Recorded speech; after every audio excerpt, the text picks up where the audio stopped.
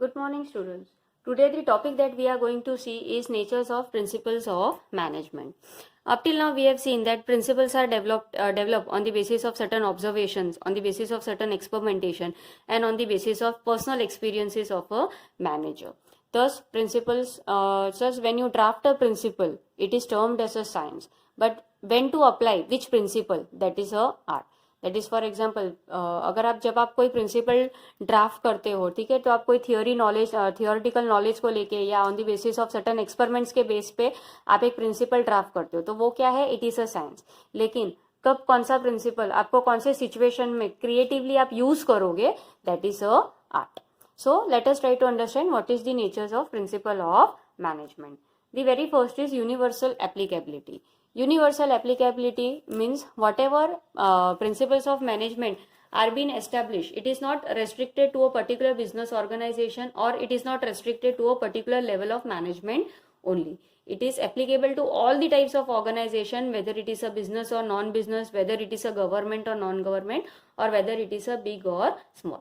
Just आप कौन से एक्सटेंट तक उस प्रिंसिपल को यूज करने वाले हो, दैट में differ from organisation to organisation और इट में differ from the scale of operation. जैसे for example, according to principle of management क्या है कि डिवीजन ऑफ वर्क होना चाहिए. That means the work must be divided among its employees so that they are able to develop the specialisation. अब ये जो division of work है, it is not only limited to a particular organisation. The division of work you can see everywhere.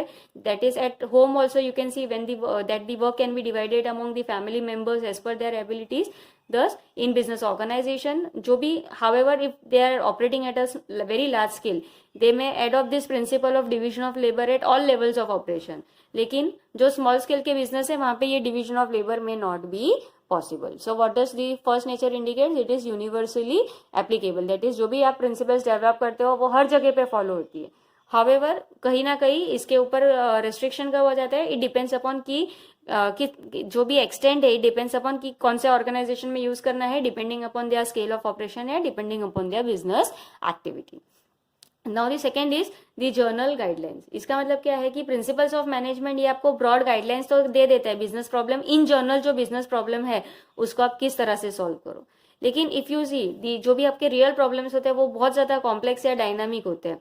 Therefore, managers may take the basic guidelines from the principal and then they will use their creativity, they will use their experience in order to find out the solution to the given problem. जैसे for example, अगर आप किसी employ को कोई fraud activity में पकड़ते हो तो manager may take action which he feels appropriate. लेकिन जो भी एक्शन वो लेगा it should be within and as per the rules of the HR policy. That is गुस्से में आके उसको इंसल्ट करके निकाल दो या ऐसे तुरंत डिसीजन नहीं लेना है. जो भी HR पॉलिसी कोई भी पर्टिकुलर ऑर्गेनाइजेशन की HR पॉलिसी फ्रेम की गई है उसको मद्देनजर रखते हुए वो कोई भी डिसीजन लेगा. सो it is just providing you a journal guideline. लेकिन कौन से सिचुएशन में आप कौन सा प्रिंसिपल यूज करोगे, that depends upon the dynamism and creativity of manager only. Form by practice and experimentation. Whatever principles of management are formed, they are on the basis of experience, on the basis of observation, and on the basis of analysis of events in the past.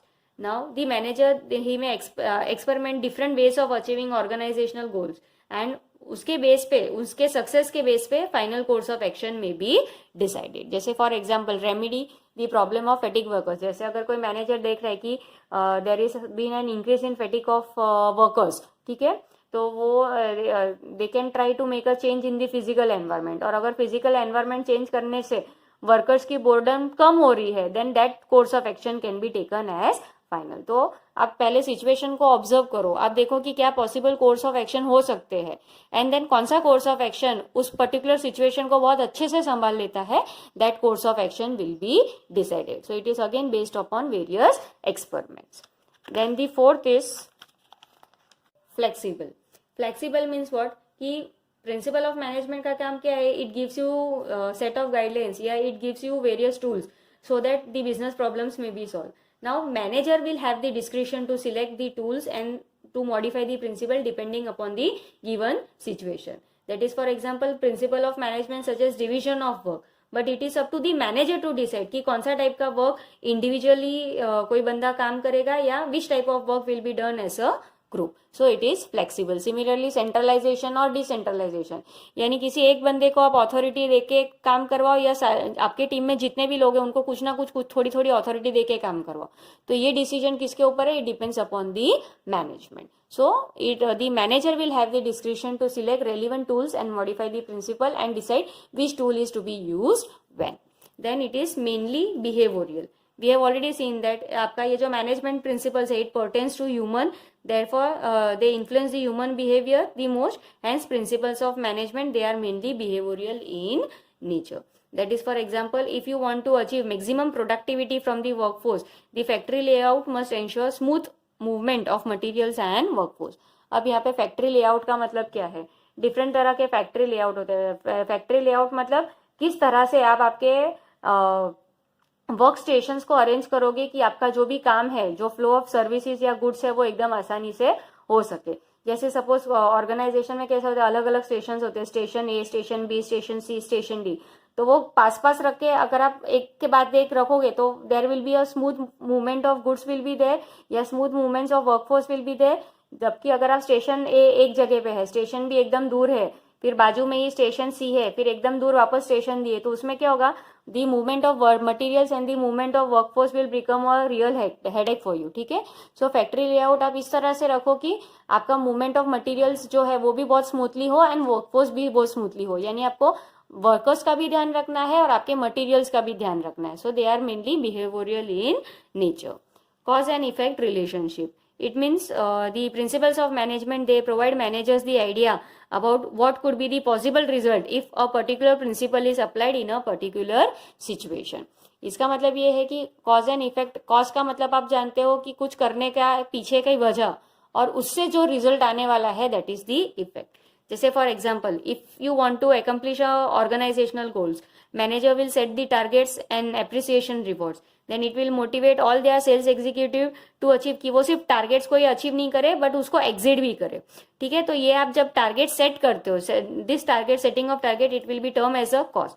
And ये target set किया, इसके वजह से productivity increase हुई workers की या sales executives की, so that will be the effect. हाँ, ये जरूरी नहीं है कि it is true for all sales executive, because हो सकता है कि अगर आप बहुत सारे टारगेट रखोगे तो कोई sales executive they may feel pressurise also while achieving the target, and उसके वजह से उसका परफॉर्मेंस अफेक्ट हो सकता है. So again depending upon the situation, the cause and effect relationship will be establish. And last is the contingent. That is the application of principles of management. It is dependent upon the given situation at a particular point of time. तो यहाँ पे आप जब भी effective result अगर आपको achieve करना है तो the management principle, they need to be change और they need to be applied creatively so that you are able to meet the requirements of the situation. जैसे for example, fair and just remuneration. Each and every worker, they have a desire to get a fair and just remuneration, but it is determined by multiple factors. Multiple factors क्या हो सकते हैं कि what is the performance done by the worker, what is the payment capacity of your employer, what is the current wage rate prevailing in the market. ये सारे चीजें भी dependent है. So dependent upon the given situation. So that's all for today. Tomorrow we'll have a look on significance of principles of management. Thank you.